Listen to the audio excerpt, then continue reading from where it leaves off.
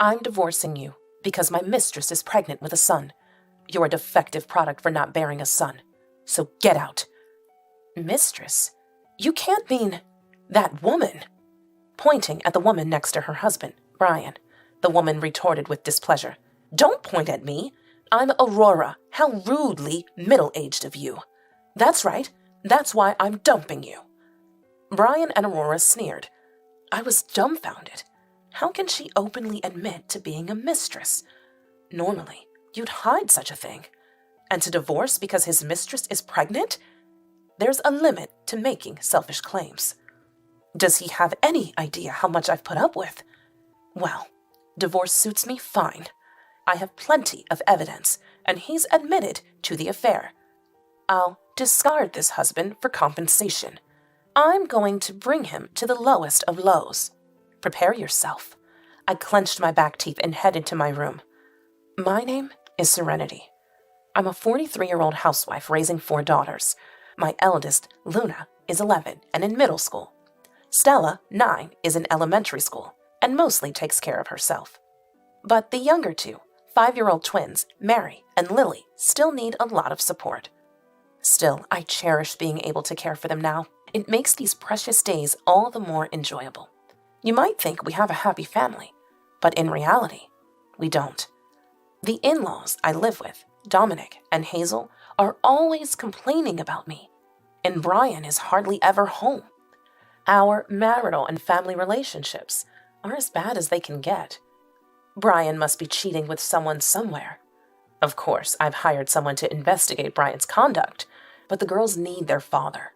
With that in mind, divorce doesn't seem so simple. My resentment only grows. If it weren't for living with Dominic and Hazel, it might not have come to this. It's regrettable, but there was nothing to be done at the time. Brian and I met through a mutual acquaintance. Back then, I was working as a hairstylist at my mom Grace's salon and was close to a woman in the neighborhood named Natalie. I know a man about your age who frequents my favorite jewelry shop. Natalie started talking about this man. His name was Brian. He appeared to be the heir to a jewelry sales company, an elite graduate who was too busy with work to meet women. Why don't you meet him? I'm not in the same league as an elite. It's just a meeting. Eventually, I couldn't refuse and agreed to meet Brian. But when we actually met, we hit it off surprisingly well. I was impressed by his fondness for children, and his elite status made him quite smooth in handling things. That's how we started dating with marriage in mind. After Brian proposed to me, I accepted the marriage. However, when we went to a family meeting at the in-laws' house, Dominic said to me, "Our family runs a business. Both my wife and I are busy, so we prefer a daughter-in-law who can manage household chores." "I live with my mom, and I take care of the household chores," I replied. Hazel's attitude changed upon hearing this. "Oh? If you're good at housework, let's live together. It'll be more convenient for both of us, right?" I was surprised. I couldn't see how it was convenient for both of us. But, without a chance to express my opinion, the decision was made to live together. I thought it was a mistake, but it was too late for regrets. Brian seemed to agree with the living arrangement. "Well, we can discuss living separately once we settle down. Brian will be on my side, so it should be fine." I compromised. This was a big mistake. As soon as we got married, Hazel dumped all the household chores on me. "Serenity, I'm off to work, so please take care of the cleaning and laundry," she said. "Yes," I replied. Hazel became an employee at Dominic's company, but it was only on paper. Essentially, she pushed the chores onto me and went out to enjoy herself. The atmosphere wasn't right to bring up living separately. I sighed in resignation. Still, I could endure being burdened with housework since Brian's income was good and I had become a housewife after marriage. Despite my complaints, I earnestly tackled the chores. However, one day, Dominic asked for a favor. "We're in a bind because a part-time employee took off. Could you help out at the store?" His company was a jewelry sales business involved in wholesale and also owning retail stores. He was essentially asking me to work as a salesperson. Though I had my grievances, I was living with Dominic. If I were to refuse, it would sour the atmosphere at home. Reluctantly, I accepted the job. That was my second big mistake. Dominic, encouraged by this success, frequently asked for my help at the company. I missed the chance to refuse and ended up doing whatever Dominic asked. Honestly, I was even considering divorce. Then, I discovered I was pregnant. When I shared this with Dominic and Hazel, they were overjoyed. Wonderful, Serenity! You must prioritize your health now. No need for household or work chores. Yes, right. I must inform the relatives. Dominic began contacting relatives in a flurry. Watching him, Brian spoke to me. Sorry, Dad and Mom are just excited. No, it's okay. I'm happy they're happy. That's good. Make sure to have a healthy baby. Brian's words were the most encouraging. From that day, my life changed drastically. Hazel took over the household chores. She had pushed on to me. Meanwhile, I was able to relax and rest. Dominic no longer asked me to help with work. This way, I can look forward to a calm delivery. Several months later, I gave birth to a healthy baby girl without any complications. However, when Dominic and Hazel came to see the baby, their faces fell with disappointment. Despite feeling anxious, I showed them my daughter. Look, a healthy girl. We named her Luna. Oh, that's a nice name, Hazel said, clearly disappointed. Dominic felt the same. Well, having a sister will make a boy grow up strong. Make sure the next one is a boy, he said. Yes, I replied, confused. After Dominic and Hazel left, I asked Brian about their strange behavior. Was something wrong with Dominic and them? Probably because it's a girl, he guessed. What do you mean? As I pressed, Brian began to explain with a dejected look. His family had been running a company since his grandfather's time, and as it was a family business, there was a need for a male heir. Dominic and Hazel had been hoping for a boy, so my giving birth to a girl was a disappointment to them. Well, make sure the next one is a boy, Brian said, looking dissatisfied. I was furious. Was he suggesting that a girl couldn't be a successor? That's not true. Girls can work too. In fact, for jewelry sales, a girl might even have an advantage. What's wrong with these people? I found myself wanting a divorce right away. But with Luna here, that wasn't an option. I'll endure at least until Luna is grown. After being discharged from the hospital, my life reverted to how it was before pregnancy. Every day, I was burdened with household and work duties, on top of taking care of Luna. Enduring the pain, I carried on with my life. Eventually, I became pregnant again, but once more, it was a girl. We named her Stella, but Dominic, Hazel, and even Brian showed little interest. Years passed, and I experienced my third pregnancy, which turned out to be twin girls. Predictably, Dominic, Hazel, and Brian showed no interest, even going as far to dump more household chores on me. Even after giving birth to the twins, Mary and Lily, the situation didn't change. I started seriously considering divorce. Then, Brian and I had a heated argument over educational policies. She's just a girl, she'll be fine on her own. Nowadays, girls also need to study with college in mind. Huh? As long as a woman looks good, she can get married. She doesn't need to study. Brian and I argued like this every day. Naturally, our relationship progressively worsened. Eventually, Brian began to spend nights away from home. He must be having an affair, I thought, growing angry. Enduring this isn't good for my health. I visited a detective agency nearby and requested an investigation into Brian's behavior. It'll take a few weeks for the results. I better prepare for everything. I made up my mind. First, I would explain the situation to my daughters. Dad and Mom might not be able to get along anymore. Mary and Lily looked confused, but Luna and Stella seemed to understand. I'm fine. I hate Dad anyway. Yeah, Dad is always angry, so I don't like him either. It seems my daughters take after me. With this, I can find the right time to bring up divorce. I felt relieved. Then, one Sunday morning, someone visited early. Who could it be? As I wondered, Brian came in with a guest. Serenity, we need to talk. Brian had brought a young woman with him, who was smiling oddly, pleased with herself, and wore flashy makeup. Since you couldn't give me an heir, I found a woman who can. What? A woman who can produce an heir? Isn't that cheating? Confused, Brian continued, stroking the woman's belly. Well, that's the situation. At that moment, I understood everything. Brian continued with a nasty grin. I'm divorcing you because my mistress is pregnant with a son. You're a defective product for not bearing a son. So get out. Mistress? You can't mean that woman. Pointing at the woman next to Brian. Then the woman retorted, displeased. Don't point at me. I'm Aurora. How rude of a middle-aged woman. Exactly. That's why I'm dumping you. Brian and Aurora sneered together. I was dumbfounded. How can she openly admit to being a mistress?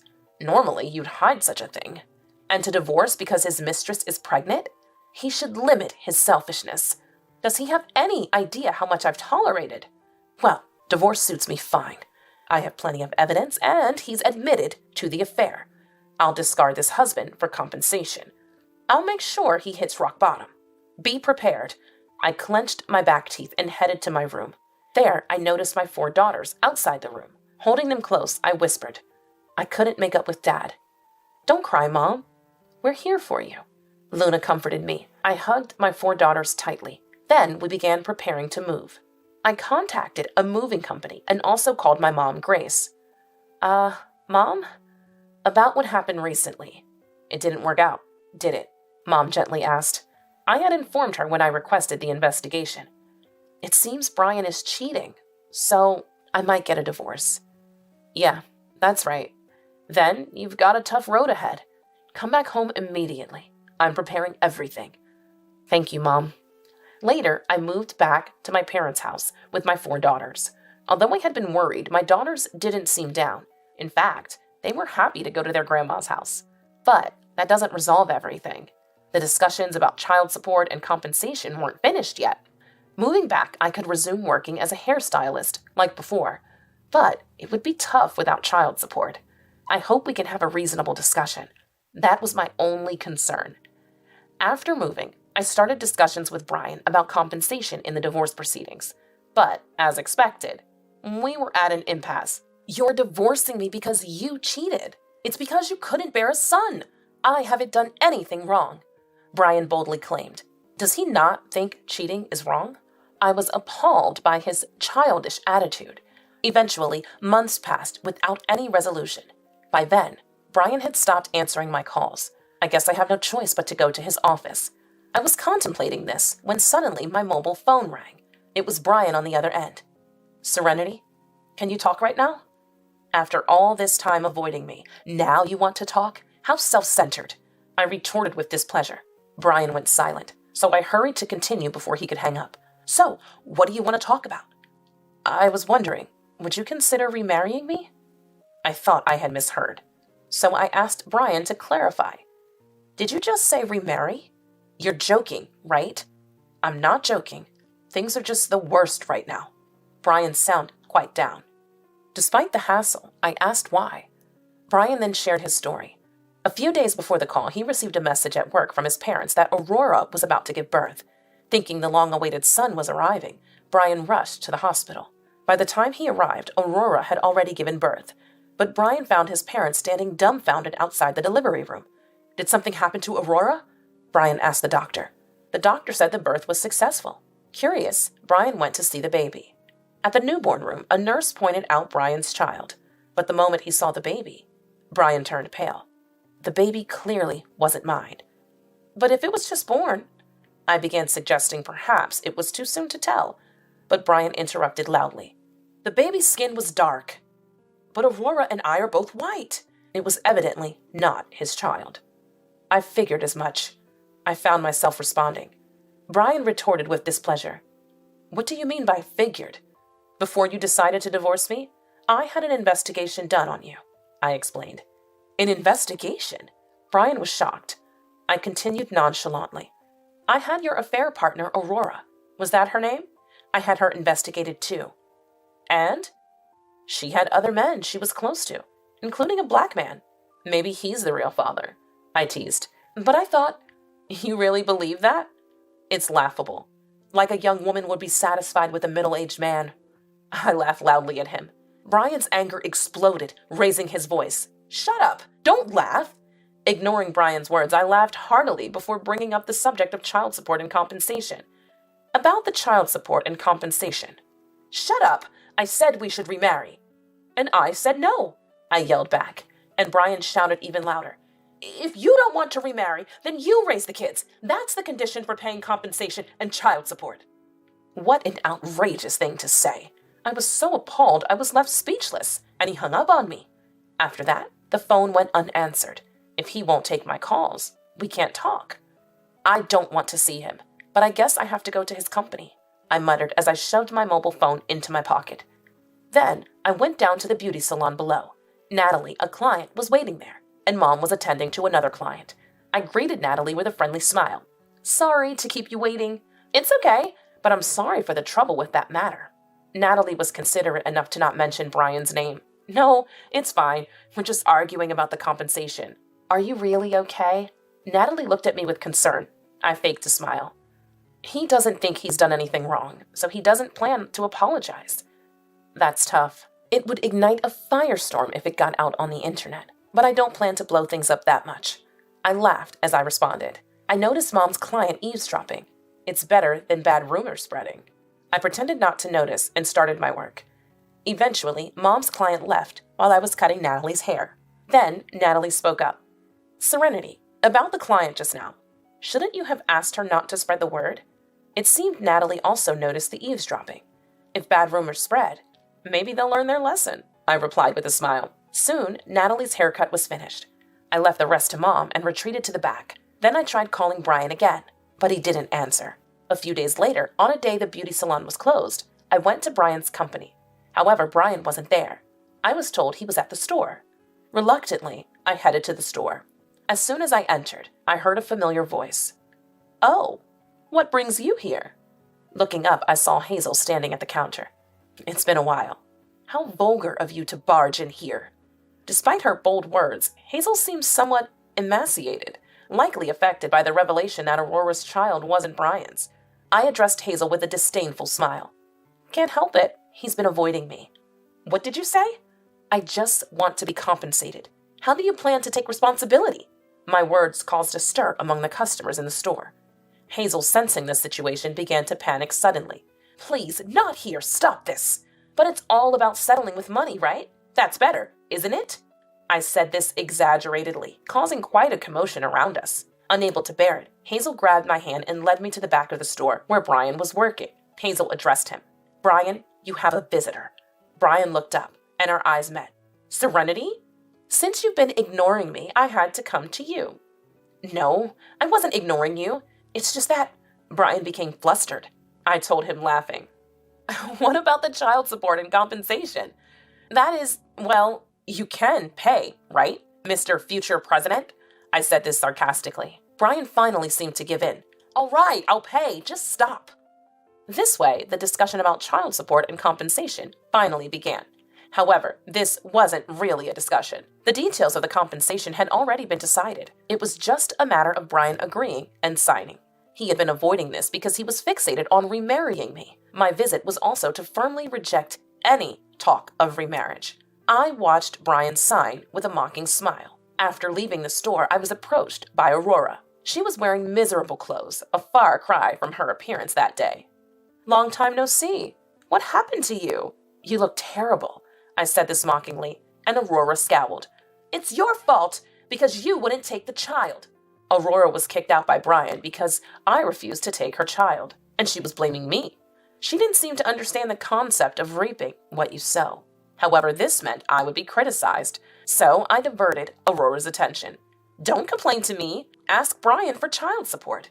But Brian is angry that my child isn't his. Aurora looked down.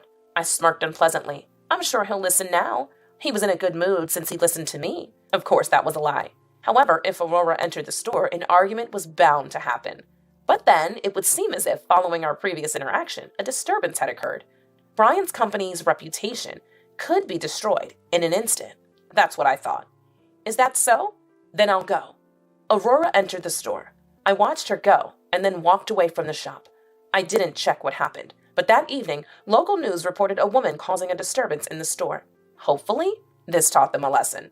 I was smugly satisfied. However, a few days later, the situation took an unexpected turn. This was a few days after I met with Brian. While preparing to open the shop, the store's phone rang. Thank you for calling. Is this for a reservation? I assumed it was a customer and responded with the usual greeting. However, what came through the phone was Hazel's voice, mixed with the sound of a commotion. This isn't about a reservation. What have you done? Hazel? I asked, taken aback. Hazel raised her voice. It's your doing, isn't it? The store is swamped with people right now. Excuse me? The store is popular. Is that what you mean? No. Everyone's here to cancel their orders. The call ended abruptly with loud voices in the background, leaving me perplexed. After getting permission from Mom, I headed to Brian's company store. As I approached, I saw a huge crowd outside. Dominic, Hazel, and Brian were trying to calm the gathered crowd. Soon, Hazel spotted me. The moment she did, Hazel raised her voice. What are you going to do about this? What happened here? Rumors of bankruptcy are spreading, all because of you. I was at a loss, having no idea what she meant, so I asked Hazel to explain from the beginning. According to Hazel, after my visit to the store, a customer came in wanting to cancel a jewelry purchase. Hazel, having not yet ordered the product, accepted the cancellation. However, cancellations began to increase until a crowd formed.